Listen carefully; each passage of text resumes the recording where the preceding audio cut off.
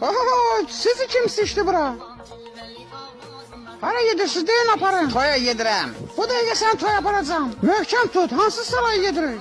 Pisliyə çalıq sarayına yedirik. Tez elə başa dönün. Narahat olma, toy hamıdan qabaq sən aparacağım. Pisliyə Şalıq sarayında olmuşam, çox gözəl saraydır. Ağsaqqal adınız nədir? Adım Gülmə Şəkərdir. Yolu o vaxt sən and verim Dədön görünə.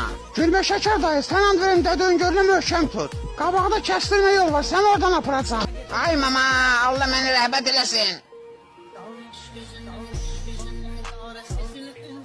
Təkər düşdü, eşitmirsən sən məni? Deyirəm təkər düşdü, sən də gedirsən.